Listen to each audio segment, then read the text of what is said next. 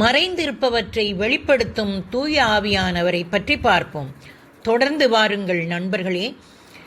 ஆலயத்திலே ஜெபக்கூட்டத்தை ஆரம்பித்த புதிதிலே ஜெபத்தை நடத்த வீட்டிலிருந்து ஆலயத்திற்கு நான் மிதிவண்டியிலே பயணம் செய்வது வழக்கம். அப்பொழுதெல்லாம் நான் தூய ஆவியாரின் பிரசன்னத்தை உணர்வேன். அவருடைய பிரசன்னத்தினாலே இந்த ஜெபக்கூட்டங்களை நடத்த கடவுள் என்னை வழிநடத்துகிறார் என்று உறுதியாக நம்பினேன். நாம் தூய ஆவியின் துணையால் வாழ்ந்தால் அந்த ஆவி காட்டும் நெறியிலேயே நடக்க முயல்வோம் என்று கலாத்தியர் 5:25 கூறுகிறது. தொடக்கத்திலே தூய ஆவியார் ஜெபிக்க, இறைவார்த்தையை வாசிக்க, மன்னிக்க போன்ற சில உந்துதல்களை தந்து வழி நடத்துவார்.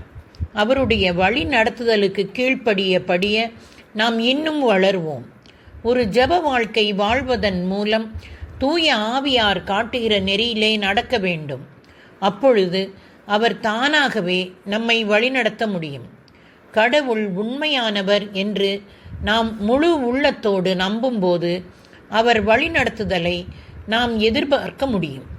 இங்கு முக்கியமான காரியம் என்னவென்றால், ஆண்டவரின் பிரசன்னத்தை நாம் உணர வேண்டும். எசேக்கியேல் இறைவாக்கினர் ஆண்டவரின் கரம் என்மேல் இறங்கி வந்தது என்று கூறுகிறார். அவர் அந்த தருணங்களை அடையாளம் கண்டுகொண்டார். நாமும் ஆண்டவரின் பிரசன்னம் நம்மில் நெருக்கமாயிருக்கும் தருணங்களை அடையாளம் கண்டு கொள்ள வேண்டும்.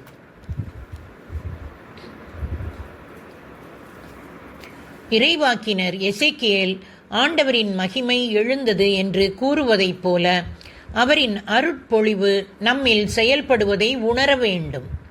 மறைந்திருப்பவற்றை வெளிப்படுத்துகிறார். தூய ஆவியானவர் வெளிப்பாட்டின் ஆவியானவராக இருக்கிறார். கடவுள் உங்களை எப்படி அன்பு செய்கிறார்? இயேசு உங்களுக்காக எப்படி மரித்தார்? இயேசுவில் நீங்கள் யார்? என்றும் பல காரியங்களை அவர் உங்களுக்கு வெளிப்படுத்துவார். சொற்களை பற்றிய விளக்கம் ஒளி தருகின்றது. அது பேதைகளுக்கு நுண்ணறிவு ஊட்டுகிறது என்கிறது திருப்பாடல் 119:130.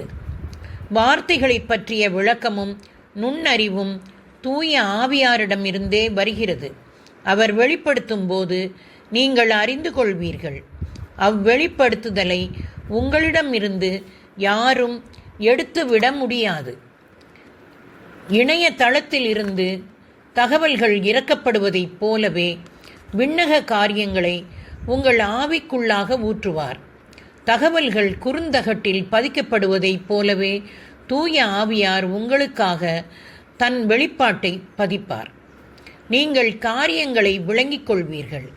தூய ஆவியார் இறைவாக்கினர் சிமியோனுக்கு மெசியாவை காணும் வரை அவர் இறக்க மாட்டார் என்று வெளிப்படுத்தி இருந்தார். அதுவும் அப்படியே நடந்தேறியது.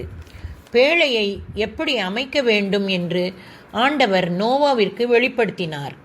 அதைப்போல மோசேயிற்கு கூடாரத்தையும் திரு உறைவிடத்தையும் எப்படி அமைக்க வேண்டும் என்று வெளிப்படுத்தினார்.